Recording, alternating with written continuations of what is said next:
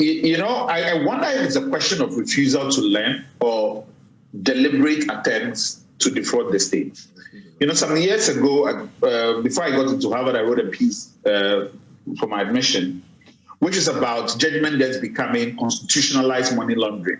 Because it's the only thing where once the award is given, there's no way in which it can be challenged. It becomes clean money. So we're using this as a framework to defraud the state intentionally.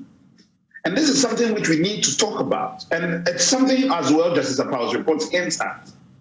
And I do think that in this particular issue that are happening now, there's also related to that a failure to professionalize even international arbitration at the AG's office.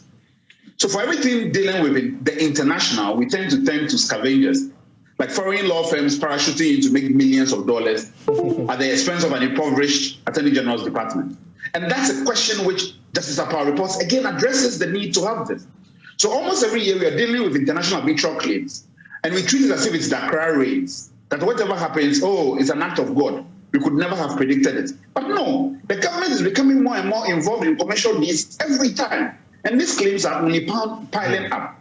Now, let me give you an example of two things that the award talks about that directly affect governmental conduct and connects with the Apau report.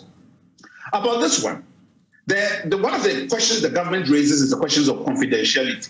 And paragraph 84 of the report talks about it. And that's the reason why they were refusing to release the PPA report, the AG's advice, the cabinet memorandum and cabinet decision, which was being requested by GPGC. And they said that they were willing for the tribunal to take any adverse inferences that it wanted from this. But if you were being properly advised, under Article 38 of the IBA rules on taking evidence in international arbitration, Article 54 of the WIPO arbitration rules, even the ICC own arbitrations, first of all, you have what they call a confidentiality advisor, who's somebody who can be independently appointed, and where you make your proposals as to things which need to be blanked out. And then they would look at it, study the reasons, and give their own independent one. And then they'll give the reasons to the tribunal and to the other party, who can also raise questions about that. Or one of the things which the ICC itself in arbitrations have done is that in there are several instances where it has limited the disclosure of documents to the tribunal and to only the counsels involved. A lot of times they sign a confidentiality undertaking. And when the arbitral award comes out, you see that several parts of the report which were vital to the reasoning of the tribunal, but which should not be disclosed, are redacted. So there are several ways in which this could be even addressed, but you don't say that I would refuse to do it on my own, and we can draw whatever inferences that you want to draw out of that.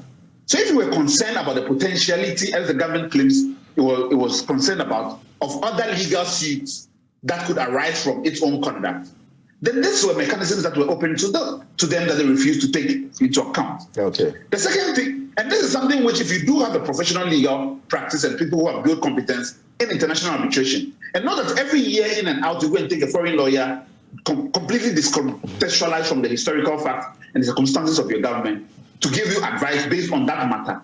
You would have already put in place protocols to deal with these instances, because public institutions and governments have dealt with this problem forever. I'll give you another example. In Guyana versus Suriname, there were questions around state security. And before you go to Suriname, you talk about how we bring foreign, guys in this area, and they are unconnected, may not be, do things with a certain patriotic spirit. Yet our country doesn't lack, these expertise. It doesn't lack competence at all. You have Professor Fajo, who I worked with at the Constitutional Review Commission. Professor Albert Fajo of many years. Yes, Professor Albert Fajo is sought after the world over. You have Phil Chikata, for instance, who had an impressive legal brain who was working in these issues. Yes. You have Augustine Kinisel. Yeah. Some of them were actually supporting the other side through Kimathi. Yes, there is some comments. They are here. And this is their area. But this is where we find ourselves. Get to the Suriname, and I want to ask you whether you think that we should not also be questioning the terms of this contract, particularly if you look at the clauses 1, 2A, and then 2B, going to 25. Yes, go ahead with the example you are going to give. You know, now you're even wetting my appetite. I'll leave Suriname for now, because even that concerns questions of our confidentiality was protected. And I come to this very question you've asked me. I was involved in a foreign law firm, Covington, when I was working. When we have an MA, mergers and acquisition deal, we have lawyers with a significant expertise in different practice areas. You have regulatory and compliance, you have international tax experts, you have domestic tax experts, you have international arbitration lawyers to negotiate the clauses, choice of forum, and the rules of forum. You have constitutional lawyers and administrative lawyers when you're dealing with a public agency. You have intellectual property lawyers. Then you come to the subject matter lawyers themselves. Before you come to private equity, debt structuring, and the quantum assessors that Professor Abochi was talking about. So every aspect of the transaction is micromanaged by persons with expertise in that direct area. It is not something where you have one single lawyer look at it and says, our lawyer looked at it and then a contract has been negotiated and we are good to go. I gave an example in the beginning that despite years of saying that you cannot conclude a contract and say it takes effect on signature, we have done that. And that has cost us, even though we know that constitutionally Parliament must be involved in the process. But yet we continue to do that. And the AGs has not set out any protocol for how contracts should be negotiated or even how they are signed for any of the other ministries' services. That is a huge problem.